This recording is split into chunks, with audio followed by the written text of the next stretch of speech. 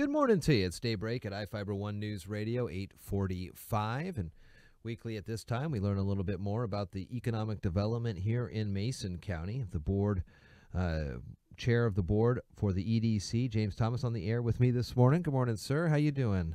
I am doing wonderfully, Jeff. How about you? I am well. It's good to see you. And we are just on the edge of wrapping up a wonderful weekend that brought tens of thousands of people here into Mason County for Oysterfest. And these types of events have just got to put a great spotlight on what we do in the community and what the community does to give back around. Absolutely. And I wanted to start this morning with a shout out to iFiber One and to the Shelton Journal. Both of you have done just a terrific job marketing this. And as you say, we had a terrific turnout this year.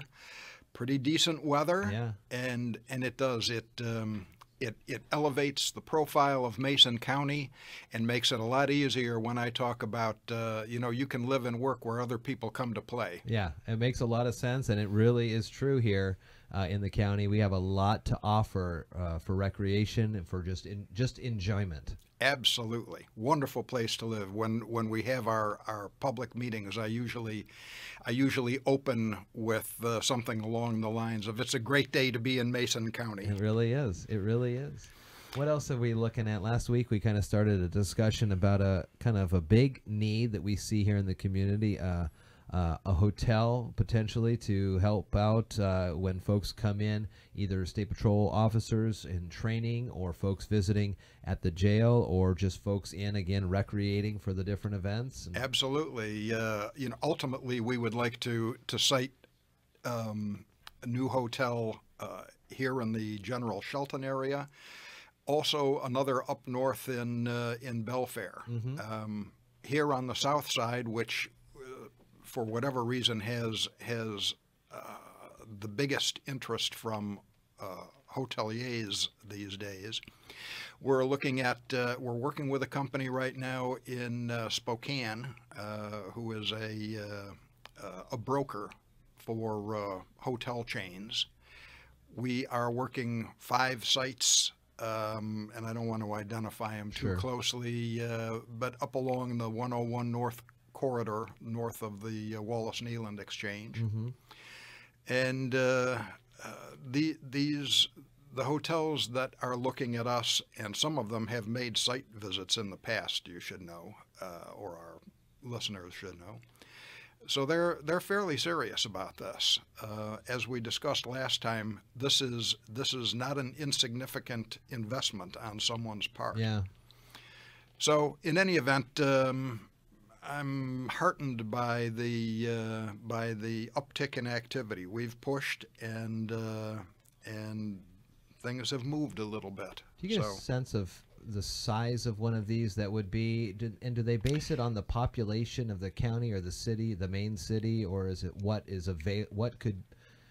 would bring those heads to their beds, I guess? Yeah, and each one seems to have its own little formula that they use.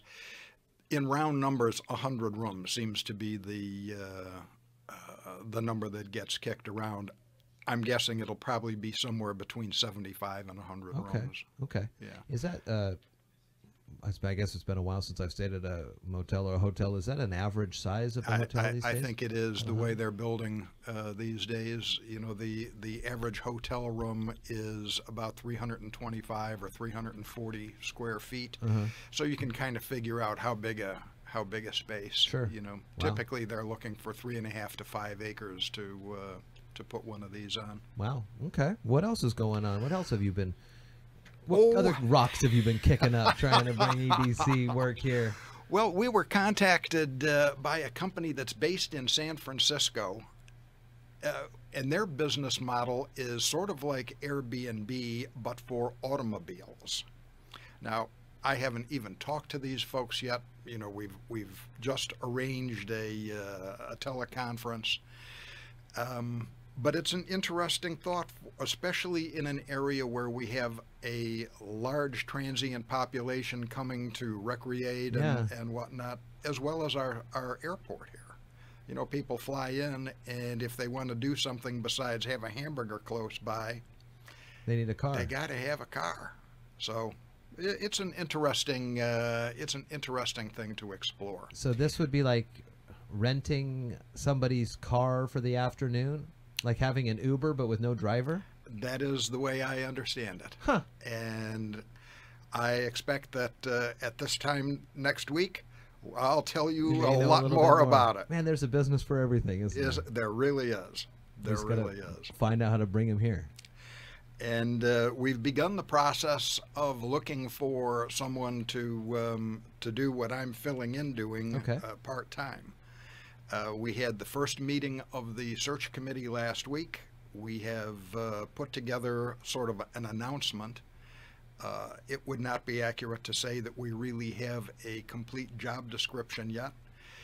The needs of the EDC have changed, and we want to be sure that the candidate that we ask for, the candidate that ultimately we get, is the candidate that best fits the needs of the EDC and the Mason community. Mm-hmm.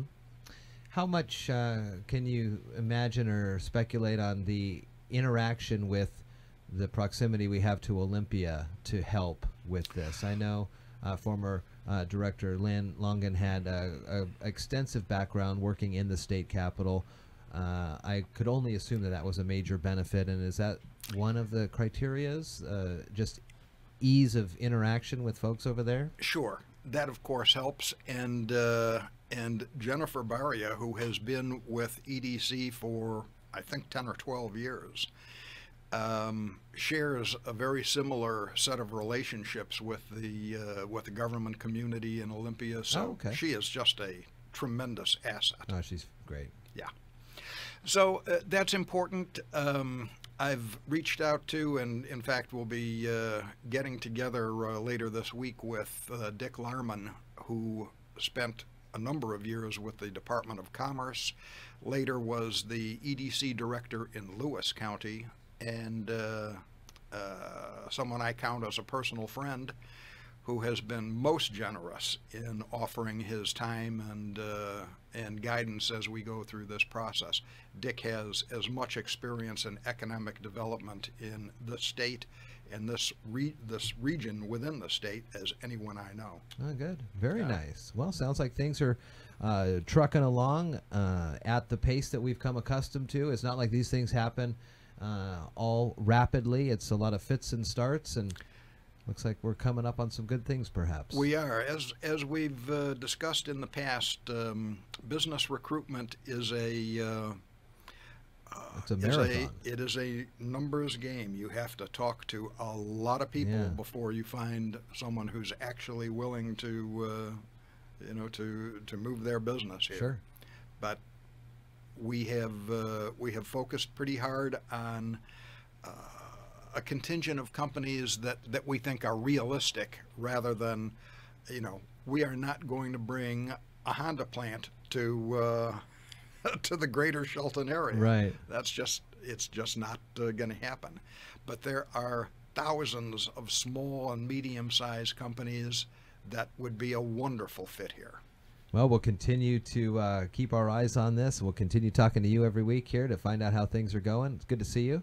Always a pleasure, Jeff. Have a great rest of your day. Thanks.